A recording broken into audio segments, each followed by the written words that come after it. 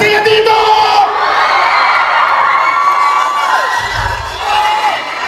Hindi magpapatalo ang lahat ng nasa gitna!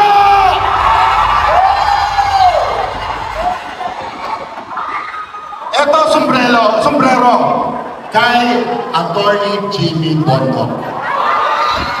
Tungkol sa sinusuportahan ko ang PDP laban, sinusuportahan ko ng taos puso ang aking kaibigan, musikero, senador ng bayan. Walang iba kundi si...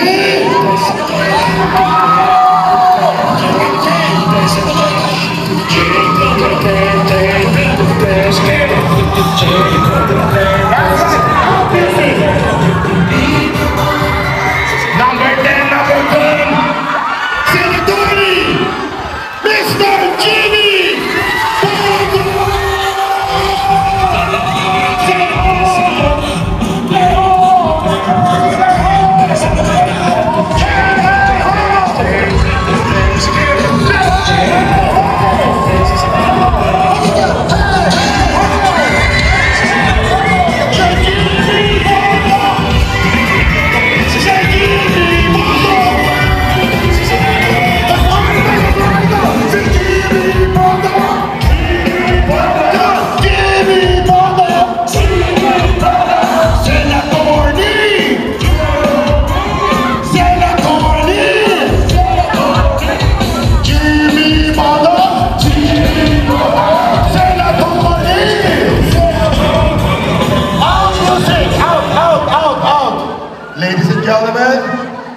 Ito na po, the one and only Senator ng Bayan, Mr. Jimmy Bongo!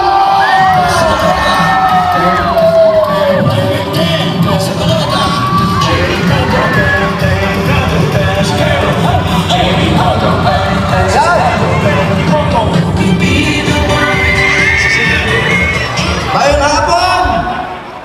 Good afternoon, everyone!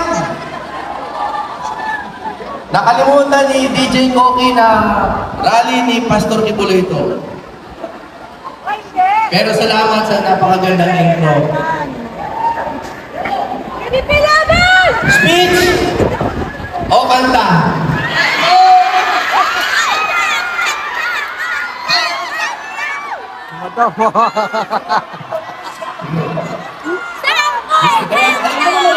Sampol! Sampol! Sampol! Pero, pasilitahan ng konti. Okay lang? Konti lang. Gusto ko lang po magbuhos sa inyo ng mga saloobin. Psalms 90:12. Sino ba yung alam? Teach us to number our days, O Lord, so that we may gain a heart of wisdom. Tagalogin po natin. Sana nakikinig kayo. Nakikinig ba kayo? Turuan niyo po kami, Panginoon, na bilangin ang aming mga araw upang matuto kaming mamuhay ng may kabulungan. Alam niyo po ba na napakahalaga ng numero? Numbers are important. Yes! 72 days na lang po at eleksyon na. Ano po ibig sabihin nun? 72 days lang po. Senador na kaming lahat. Kung tutulungan niyo po kami. Alam niyo kung bakit importante yon? Alam niyo po kung bakit importante yung 72 days? Dahil in 93 days, June 2 na. Alam niyo po ba yung June 2? Sisimulan na daw po ang impeachment kay Baby Sara.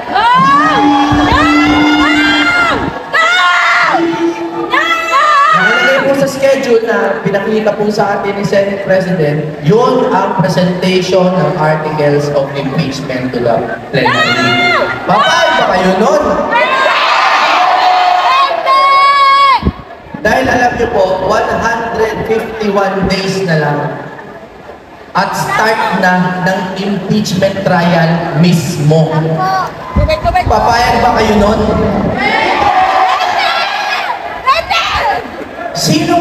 may alam kung ilan sa senador, 24 yan, di ba? Ilan ang kailangan na boto para ma-impeach si VP Sara? Alam niyo po ba? 2/3. Ano po ang 2/3 ng 24?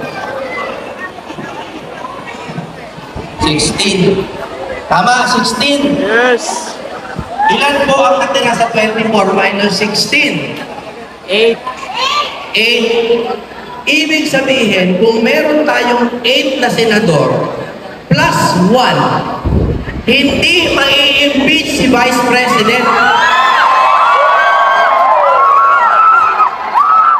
Ilan po ba ang senador ng PDP laban? Ilan? Duterte 9 ng tawag nila. Duterte 9. Isa-isayin natin. Bilangin yan. Jimmy Bondoc. Bato de la Rosa. Bongo. JB Hinlo. Raul Lambino. Rodante Marcoleta. Pastor Kibuloy. Atty. Vic Rodriguez. Philip Mr. Epektibo Salvador. 9 lang po ang kailangan natin para itigil ang pinakamalaki na injustice na gagawin sa atin ng Kongreso. Papayag ba kayo na 32 million ang botante ni VP Sara? Tapos, 16 na senators lang matatanggal na ang Vice President? Numbers are important. Teach us to number our days, O Lord. Bilangin po natin. At sa loob po ng 72 days, ano po ba ang pwede niyong gawin para matulungan kaming manalo? Ipagdasal niyo po kami ng 72 days. 72 days po, maaari po ba tayong manalangin bilang isang katawan upang matigil na itong kabulastugan na ginagawa ng sarili nating pamahalaan sa atin? Pagdasal niyo po kami. Bago ho ako kumanta, kakanta ba ako? Sige. Alam niyo po, bago ako kumanta, marami po nagtatanong sa akin kung ano po ba yung mga bala kong ihain na mga panukalang batas. Noong una po, napakadami kong pangarap. Pero ngayon, natuklasan ko po ang pinakamahalagang batas ay ang budget. Ang General Appropriations Act. Naiintindihan po ba natin lahat yan, yung batas na yan? Okay. Alam niyo po, sa Amerika, may nauuso ngayon yung DOGE, yung Department of Government Efficiency. Gusto niyo bang mapunta dito sa Pilipinas yan?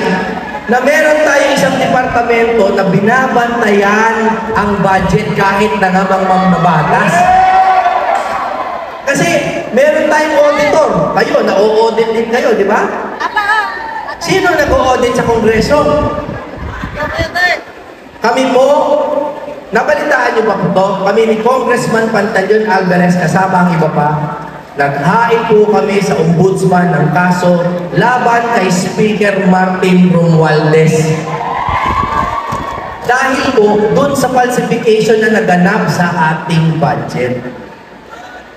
Alam niyo yung mga blanco, di ba, sa budget? May blanco? Alam niyo po ba? Paano nagkaroon bigla ng laman yung budget? Blanco biglang nagkalaman. Kasi nga po, dumadaan sa kamay ng mga tao. Kailangan po tayo mag-digitize. I-digital na po natin pati pagpasa ng batas para masunod ang mga binoboto ng inyong mga kongresista. Kasi ang nangyayari ngayon, lahat kayo bumoboto, no? Lahat kayo sinasabi sa congressman, bigyan nyo kami ng ganitong budget. Paglalaban nila yan sa kongreso, paglalaban nila, pagdating mo sa tuktok, sa mga BICAM, biglang binabago. Papayag ba kayo nun? kailangan po natin ng true reform. Reformahin po natin ang bayang Pilipinas. Baguhin natin ang Kongreso. Kakanta na ba ako? Salamat po. Marami pa pong magsasalita. Alam niyo mo ano napansin ko? Parang ayaw niyong nagseseryoso ako. Kasi po, napakahirap naman talaga dahil buong buhay ko, nasanay po ako na pinaliligaya ko lang kayong taong-bayan. Sana po, bigyan niyo akong pagkakataon na bukod sa awitan kayo, gusto ko rin pong makita. Yung 50 years old na po ako, alam ko hindi ako mukhang 50, alam ko mukhang 49 lang ako. Alam ko. Pero birthday ko bukas. Joke lang. Okay. Sa Mayo. Pagdating po ng susunod kong birthday, senador na po kami. Sana po pagbigyan niyo po ang Duterte na yun, na hindi lang po magpaligaya sa inyo ng ganitong pansamantala, kundi paligayahin po ang buong buhay ninyo. Yung mga tulay ninyo, mga eskwelahan ninyo, yung mga bahay ninyo, sana po tulungan nyo kami, tulungan kayo. Pero ngayon, kakantahan ko muna kami. Nung ulit kong rally ni Pastor Tibuloy, ang kinanta ko seryoso, tunay na laya. Naaalala niyo ba yung tunay na laya? Dahil malamang marami sa inyo narinig na yun, babaguhin ko naman. Okay lang ba sa inyo? Love song naman ang kanta ko sa inyo. O pili po kayo ng kanta, ha? Pumili po kayo. Kasi ganyan po sa demokrasya, kayo ang pumipili. Ano ang gusto nyong kanta? I believe o let me be the one? Let me be the one. Sige. Sige, kakantahan ko po kayo.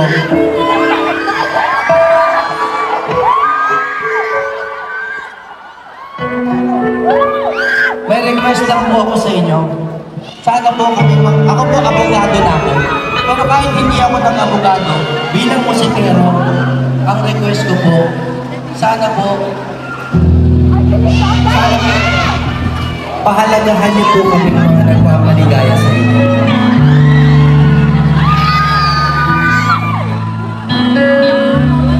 Bababa po ako dyan.